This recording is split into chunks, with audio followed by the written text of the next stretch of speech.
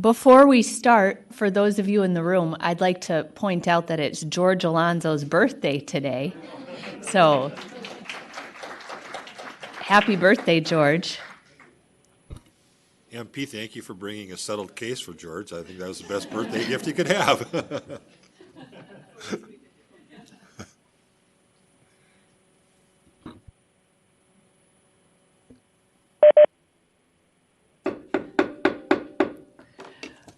Good morning, everyone. Today is Thursday, October 24th, 2024. Welcome to the agenda meeting of the Minnesota Public Utilities Commission. I'm Katie Sieben, the chair of the commission.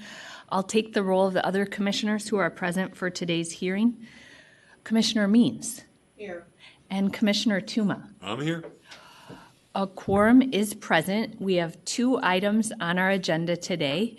And our first item will be introduced by Mr. Mohammed. And thank you, Mr. Mohammed, for your work on this item. And I'd point out to everyone that this is his first docket that he handled on his own. So thank you for the good work. And when you're ready, please introduce our first item. Good morning, Commissioner Sieben, Chair Sieben, and Commissioners. Item number 1 on the agenda is docket G-011/D-24-209 in the matter of Minnesota Energy Corp's petition for approval of its annual review of depreciation rates for 2024. The question before the Commission is, should Minnesota Energy Resource Corp petition be approved? I have no additional remarks, but I'm available for questions. Thank you. Thank you very much. And I don't think we need opening comments, but and I assume that the department and MERC both agree with the decision options. I see them nodding. Commissioners, are there any questions for the parties? Or I will then move decision options 1 to approve the depreciation parameters and rates proposed in MERC's petition effective January 1st, 2024. Decision option 2 to require MERC to file its next 5-year depreciation study on June 1st, 2027. And 3 to require MERC to file its next annual depreciation study by June 2nd, 2025. Is there any discussion of my motion? No, Madam Chair. Hearing none, then all in favor, please say aye. Aye. Opposed? The motion prevails, 3-0. Thank you very much, Mr. Mohammed, and to the department and MERC. Like a veteran.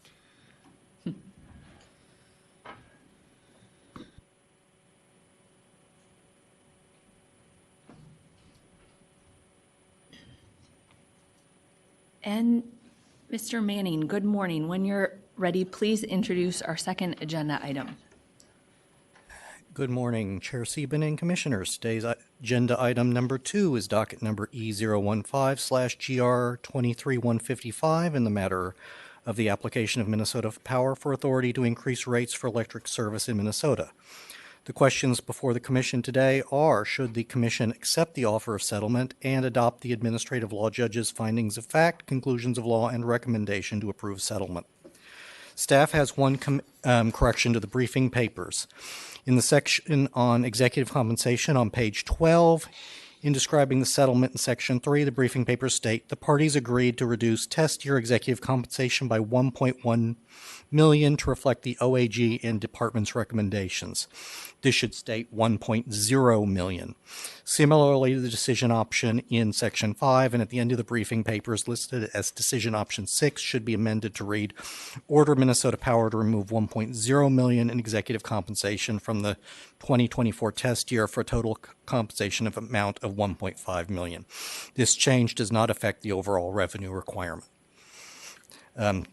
This is the only change staff has, and staff and parties are available for questions. Thank you.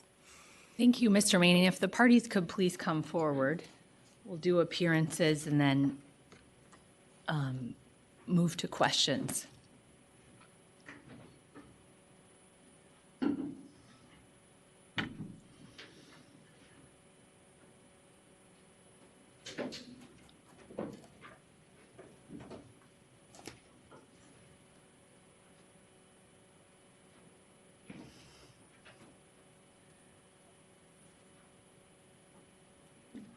Starting on my right, good morning, Mr. Mueller. Please state your appearance for the record.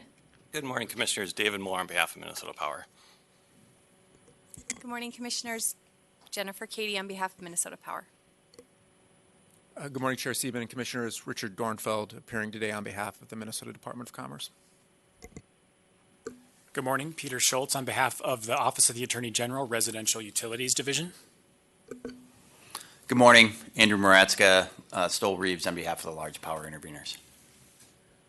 Thank you, everyone. My question to start is, first of all, overall, it's nice to see an all-party settlement, and my question is around the $6.02 million that I assume will be removed from the revenue requirement pending the ultimate outcome of the 2021 rate case. But I'll begin with you, Mr. Mueller. Is that your understanding as well? That is, Chair Sieben. Do you mind if I make some opening comments as well? No, just please to talk go about ahead. the settlement, if that's okay. Yes. I just want to say first, we're excited to be here today for an historic settlement. And this is the first time Minnesota Power has ever settled a rate case on all parties. It is? It is. So, Yeah, good to know. so we're excited to be here. We've settled partial pieces and other things, but we've never done a full global settlement with all parties, all issues. So this is historic for Minnesota Power. And we think it's a testament to the work of the department, the OAG, and LPI in reaching the settlement. So really appreciate that. And as we work through the plethora of issues that were in our 23 rate case. We're also grateful to Administrative Law Judge Jessica Palmer-Denig on facilitating the settlement discussions. Speaking for myself, it was extremely helpful to have her guidance in finding common ground. We'd also like to thank Administrative Law Judge Kimberly Middendorf, who conducted the hearings, assembled the record, and her recommendation and report that the settlement agreement should be approved. And finally, thank you to staff and George for happy birthday to George for not only thorough briefing papers, but also for their hard work throughout the case from the start on. And so really appreciate that. So I can turn to the prepaid pension issue next if you want, Chair Sieben, but I just wanted to express that first. I appreciate that. Good. And on the prepaid pension, just wanted to confirm that that's everyone's understanding. So our understanding is if the commission adopts decision alternative 1, which is approve the settlement, that is what would happen as far as the prepaid pension asset, and that the commission doesn't have to take any action under either 16 or 17 decision alternatives. That's reflected already as far as the revenue requirement in the settlement, and then the remand will work its way through the process coming out of the 21 rate case appeal. And so that, of course, has not happened yet, but our understanding is that that would be where it could be affected and processed. I know staff had raised the question about would Minnesota Power be open to a regulatory asset or some other rate treatment, and we would be, but that can be decided in the remand in the docket upon remand in the 21 from the 21 case. And I can go into more detail, but that's our position is that you don't have to decide anything today on that. It's already as part of the settlement agreement, but the court's decision isn't fully implemented yet because of the remand part of the decision. And Mr. Dornfeld, on behalf of the department, is that your understanding too? Chair Sieben, that is our understanding. If you adopt decision option 1, the prepaid pension revenue requirement will be excluded from rates, and to the extent that the commission, and to the extent that some other treatment is needed in the future, that can be resolved as part of the remand in 21-335. And for the OAG? Madam Chair, that is our understanding as well. I have nothing to add to what Mr. Dornfeld said. And any difference of opinion? Okay, great. Commissioner Tuma, I know you had questions as well. Yeah, I'll get a little bit more some of the details from the briefing paper. Starting at page 35 of the briefing papers, there was a question our staff laid out, and I think I know the answer, but I just want to make sure that we're all tracking on that. So page 35 and 36, staff raised a question about the fixed minimum demand charge, which, if I understand right, affects pretty much within the class for large light and large power services.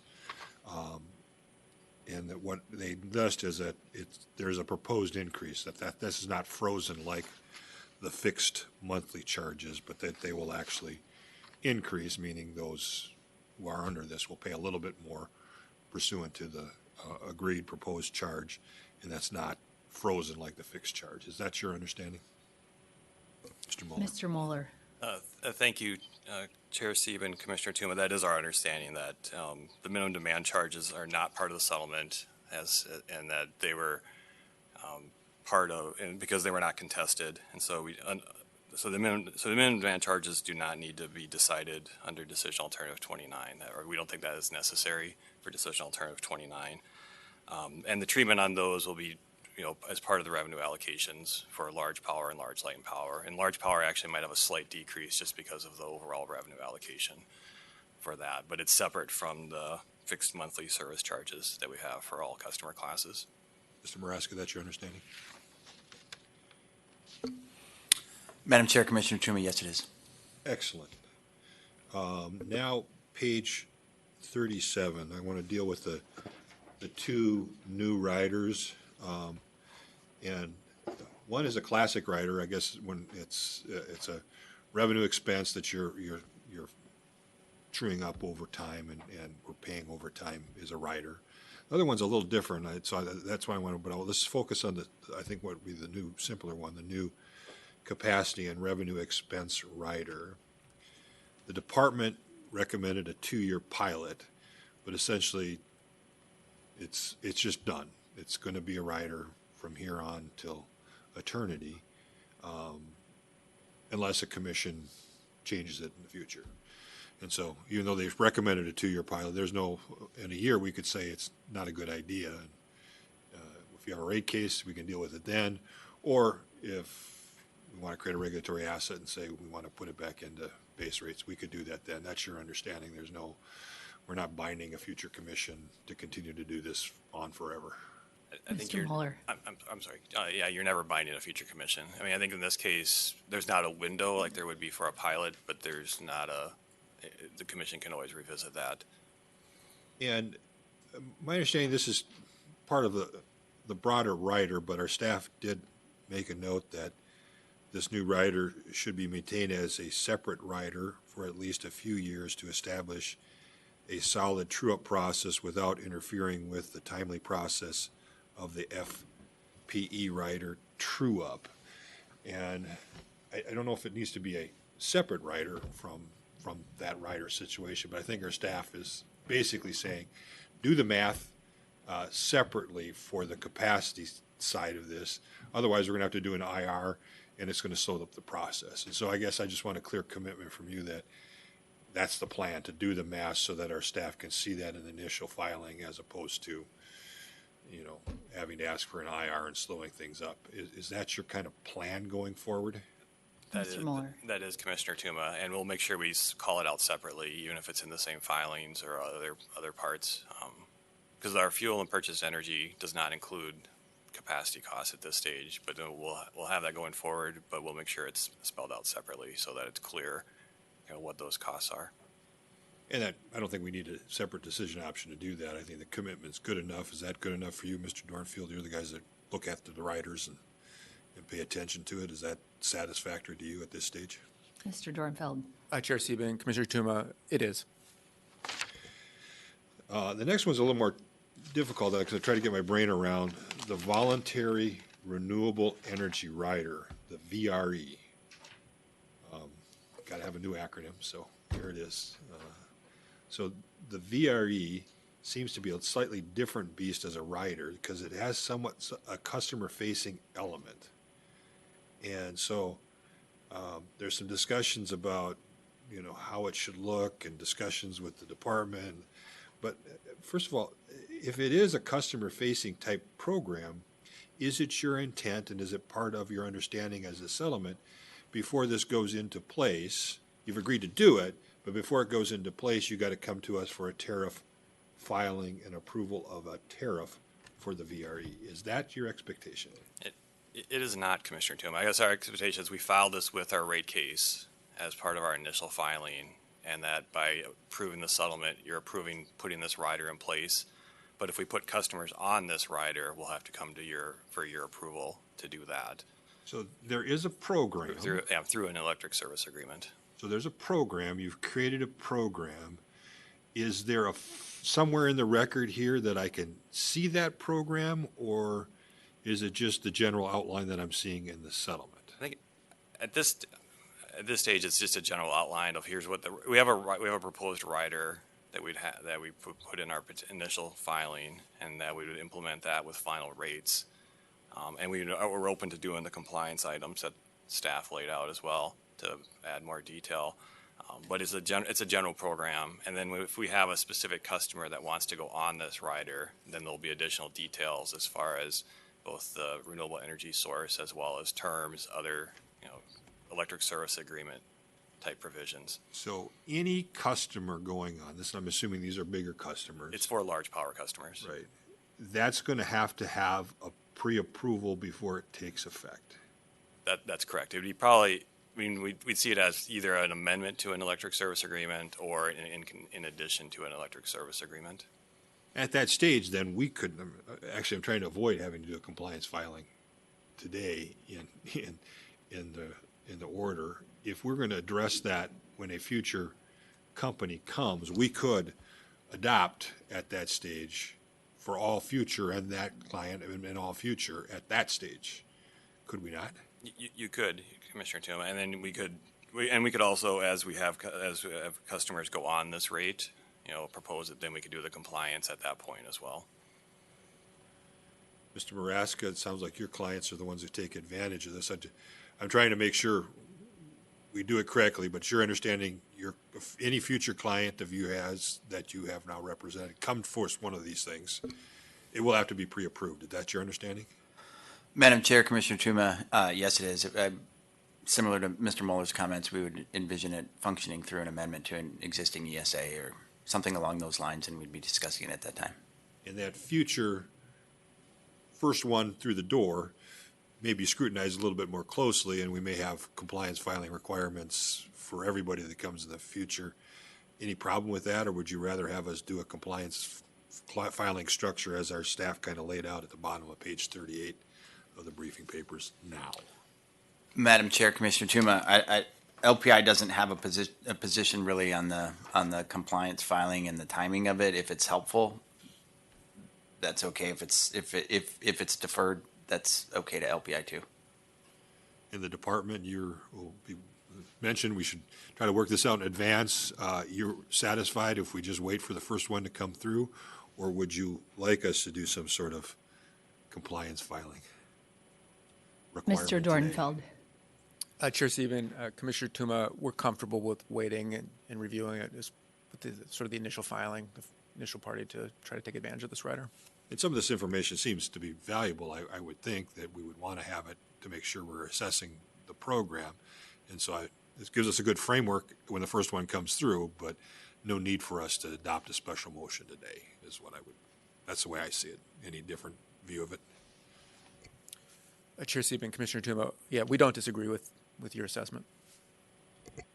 Thank you, Madam Chair. And then one last question, and that is class cost of service study settlement. And so on page 13 of the settlement,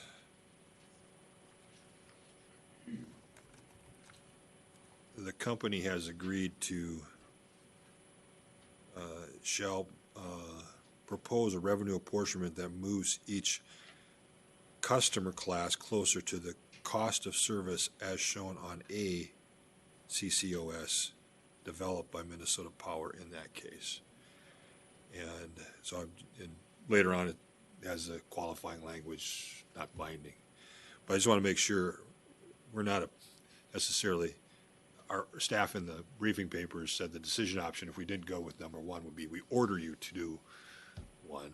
And I don't see a need to order, but again, it's this breakdown of what we've done in the past.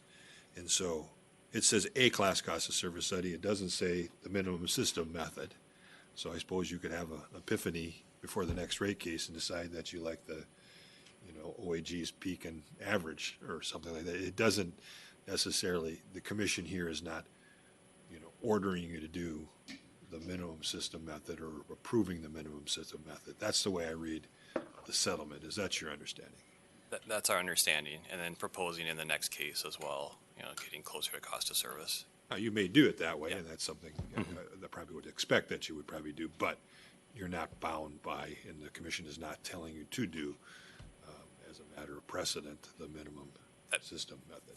That's our understanding, and for the next case, you're not bound by whatever we file either, of course. Yeah, and I think that's just what I wanted to make very clear. No one's going to use this as some odd precedent that we've, now adopted the minimum. We're still going to do, as I hope we could do, I mean, every future commission can do what they want. We're going to look at the multiple studies going forward and make an assessment of our important legislative duty to divide between the classes. And to the OAG, that's your understanding what the settlement language states when it says later on that Minnesota Power's proposal of such revenue is not binding on any party, and the proposal shall carry no presumption of reasonableness. We are still preserving what has been for the last few years our longstanding principle that we're going to look at all of them and we're going to assess them. OAG is the one that's brought that forward to us years ago, and that's the way we've kind of looked at it. Is that what you see this saying? We're going to continue our same precedent. Madam Chair, Commissioner Tuma, yes, we don't read the settlement. The settlement does not endorse any particular class cost of service study method. So I think it's clear that no one has to agree with the minimum system method in the next case if that's what's used, and we'll continue to advance the studies we think are appropriate. Yeah. And I think be honest with you, looking at this revenue requirement, I think the apportionment came out probably about right where I would have been comfortable with had we had a contested rate case. So I think it's a very good apportionment at this stage, given the facts that we have in front of us. I think it's well supported by the substantive evidence in front of us. So I'm fine with it. I just wanted to make sure we're making it very clear we're not changing what we've been doing. So I appreciate that. Those are all the questions I have, Madam Chair. Thank you, Commissioner Tuma. A couple of things about this I just wanted to point out. First, I was pleased to see the settlement around top 10 utility compensation, and just wanted to thank the parties for working on that issue and settling it. Interim rates here were a little significantly higher than what ultimately was agreed to in the settlement. And my understanding is the overall increase here will see about approximately 4.86% increase in residential rates and about 4.36% for, well, I wrote down large light and power. Does that sound about right, Mr. Mueller? That's correct. And the staff told me that the average residential customer will see a refund because of the difference between interim rates and final rates of about $60. Does that sound about right? And do you have any other context that could sort of help us help put that into context? Chair Stephen, that might be a little high. It depends on kind of how you calculate what the average customer is.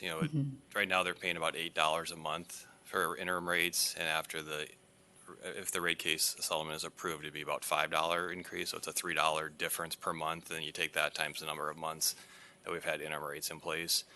So the refund it could be between $30 and $40, but it could be higher depending on the type of customer as well. Mm-hmm. And for the large power customers, Mr. Moratzka, anything you wanted to provide for context of the difference between interim rates and final rates for your customers? I assume it's pretty significant. Nothing to add, Your Honor. Just assume we'll follow the normal course of the refund process. Yeah, it will. But the thing that's just top of mind is how interim rates were, pretty high compared to what the final rate agreement is. And that's just something that, as we look at different rate cases coming in front of us, has been on my mind about the burden that is weighing on customers for paying higher interim rates than what final rates are. But it will be good for customers to see a refund in this case, certainly. And the refund, is the timing, do I have it right that it will happen in January then? Is that right, Mr. Mueller, or is it dependent on when our order comes out and the compliance filing? I think it probably depends on those factors. We were assuming if the commission approves, say it'd be February 1st for new final rates, just timing wise with end of the year and other billing things. And then we'd do the interim rate refund immediately after that. So probably early 2025, so February or March, they would get it'd be a bill credit for The them. bill credit kind of goes in when, does the bill credit happen when the new rates take effect, or usually like the next month? Usually the next month, and it's just a one-time bill credit on that month. Okay. But the sooner we can do the rates in effect, the sooner we'll get going with the refund and go on that. Okay, sounds good. Any other questions or issues that parties have or commissioners have? No, then Commissioner Tuma, do you have a motion? I'm Chair, I'd be happy to make a motion. I would move decision option 1. Make sure I get the last ones correct. And then decision option 9001, 9003, all subparts, 9004, 9005, and since we made no modifications, I don't think we need to do 9006. So that would be my motion. And Madam Chair, I just as a statement of, I didn't ask any questions on it, but I did go back and just look at the ROE and how it fits in what we've done in the past. And knowing that's also, it's a part of a settlement, so there's the give and take going on there. But actually, it's not bad when I look at the S&P for the first half of this year. Settled rate cases for vertical integrated were at 9.74. And for all settled cases, 9.77. When you look at settled cases from the prior year, they're up 25 basis points. We're only up 13 basis points from your prior rate case. And so they all seem to be with the 9.78 that was agreed to. Probably higher than I would have done, but We know that. we know that. But I think it's fair and within the standard of the public interest and supported by the substantial evidence. So I just wanted to point out that I thought it was a fair ROE and a fair settlement overall. So that's my motion. Hopefully I got it all. I'm looking at staff to make sure I covered it. Ms. Magnolia, you're good too? The order right here. And Commissioner Means, any comments on the motion? Okay, all in favor of Commissioner Tuma's motion, please say aye. Aye. Opposed, the motion prevails 3-0. Thank you very much, everybody. There's no other business before the commission today, so we are adjourned. Thank you, Commissioner. Appreciate everybody's work on this.